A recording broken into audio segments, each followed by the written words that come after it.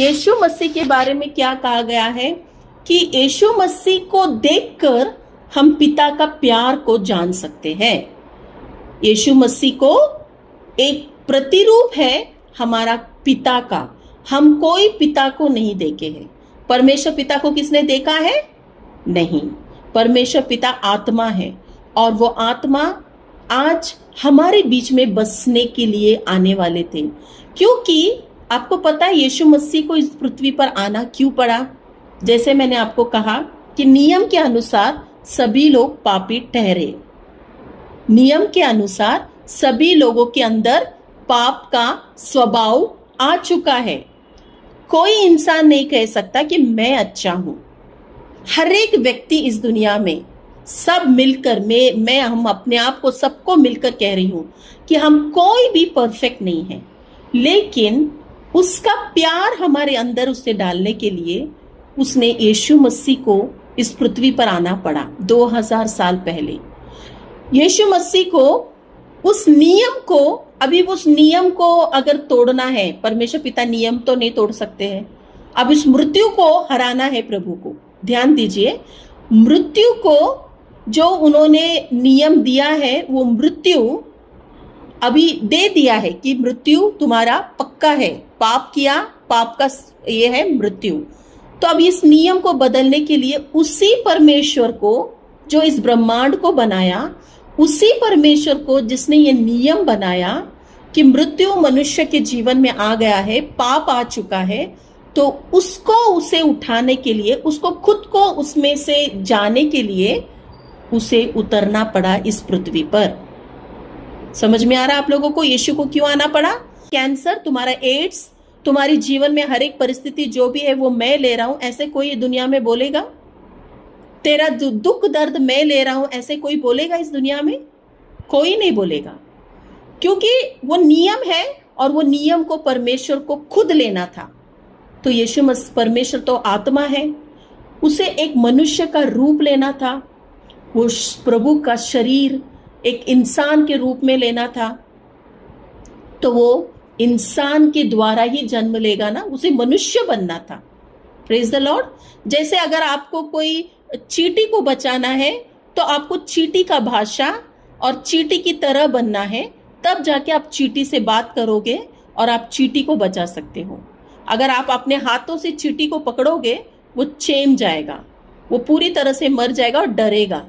अगर परमेश्वर पिता इतना महान और वीरान है, बाइबल कहती है उसका पैर रखने का स्थान इस पृथ्वी है, वो इतना वीरान परमेश्वर है, सारा ब्रह्मांड बनाया। अगर नीचे उतरना है, किसी को बचाना है, किसी से बात करना है, तो सब भयभीत होंगे, डर जाएंगे, क्योंकि हमारा पिता डर दिखाने वाला पिता नहीं है, वो प्यारा परमेश्वर है। वो चाहता है कि मेरे बच्चे बचाए जाए, मैं उनको मेरा प्यार बताऊं। इसलिए यीशु मसीह छोटे बने हमारी तरह छोटे बनकर एक कुंवारी स्त्री मरियम के द्वारा, जो कुंवारी थी, पवित्र थी, अति पवित्र, उसकी तरह कोई नहीं, उसके द्वारा उसने इस दुनिया में जन्म लिया मेरे प्रियो।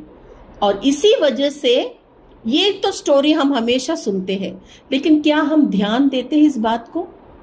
हम लोग हमेशा क्रिसमस में बोलते हैं मरियम के द्वारा यीशु का जन्म हुआ, हम गाना गाते हैं, हम खुशी मनाते हैं, लेकिन क्या हमने कभी इसका स्टडी किया? क्या हमने कभी गौर किया कि ये पिता क्यों मेरे लिए आया और क्यों इतना उसने गरीब घर में जन्म लिया?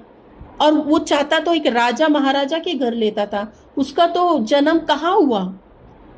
एक इसमें हुआ ना, जहां पर गाय बकरी वगैरह रखा जाता है, ऐसी जगह में। तो प्रभु कितना नम्र बना हमारे लिए उसने इस दुनिया में जन्म लिया ताकि हमें सही रास्ता बता पाए। और दूसरी बात है, उसका आत्मा हमारे अंदर उंडेला जाए। जो परमेश्वर पिता से रिश्ता छुड़ गया था, पाप का जो स्वभाव हमारे अंदर, वो तोड़ने के लिए यीशु मसीह का जन्म हुआ, ताकि उसका पवित्र आत्मा हमें सिखाए, उसका पवित्र आत्मा हमें नई रास्ता दिखाए। पवित्र आत्मा का जन्म अब हर एक विश्वासी के अंदर हो चुका है। हर एक विश्वासी जो यीशु मसीह को जानते हैं और यीशु मसीह को प्रभु कहते हैं, उनके अंदर पवित्र आत्मा है। प्रभु का वचन है कि तुम नहीं जानते कि तुम परमेश्वर के मंदिर हो, कि प्रभु की आत्मा तुम्हारे अंदर है। ऐसे पौलुस कहता है, क्या तुम नहीं जानते कि तुम्हारे अंदर प्रभु का आत्मा है? लेकिन वो आत्मा को हमें नया करने के लिए किसकी जरूरत है? हमारी इसको बदलने की, माइंड ट्रांसफॉर्मेशन, जिसे कहते हैं मन का परिवर्तन। मन को परिवर्तन करना जरूरी है, और अगर हम मन का परिवर्तन नहीं करेंगे तब तक इस दुनिया के रीति रिवाजों में, इस दुनिया के चाल चलनों में, इस दुनिया की बातों में हम उनकी तरह ही बन के रह रहे हैं। उनकी तरह ही हम लोग हैं। हम लोग हिब्रूस निकालने के बाद हम रोमियो भी निकालेंगे। पहला हिब्रूस 12 पहला अध्याय में हम जाएंगे। देखिए उसमें क्या लिखा है, ध्यान से देखिए वचन क्या लिखा है। हिब्रानियों का पहला अध्याय और 3 वचन, कोई रीड करेगा? किसी को मिला तो। वह उसको महिमा का प्रकाश और उसके तत्व की छाप है, और सब वस्तुओं को अपने सामर्थ के वचन से संभालता है।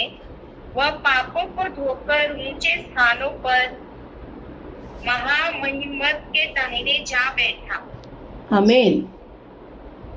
तो इस वचन में हमें क्या मालूम पड़ रहा है? वह उसकी महिमा का प्रकाश है। कौन वह? मतलब कौन है? प्रभु यीशु।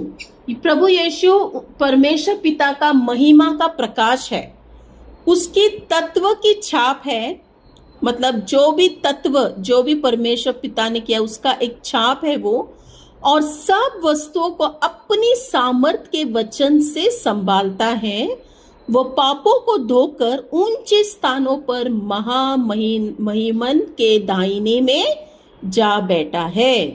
तो ये यीशु मसीह परमेश्वर पिता का इमेज है। परमेश्वर पिता की तरह ही परमेश्वर पिता का जो भी उनका जो छाप है वो यीशु मसीह में हम देख सकते हैं।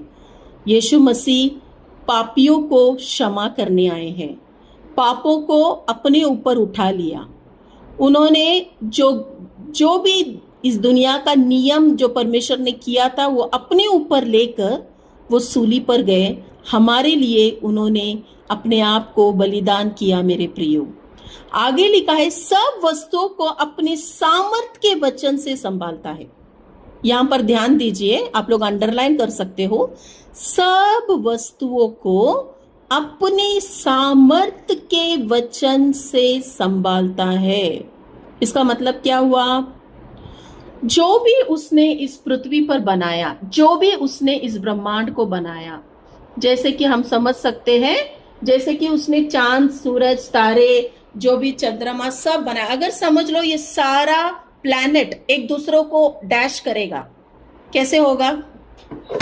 कैसे होगा अगर वो डैश करेगा? तो अगर समझ लो हमारा पृथ्वी गोल गोल घूम रहा है, बहुत फास्ट घूमने लग जाएगा, कैसे होंगे हम लोग? नियम है ना उसका, कैसे चल रहा है पृथ्वी? उसके नियम के अनुसार वो कभी फास्ट नहीं होगा, कभी स्लो नहीं होगा।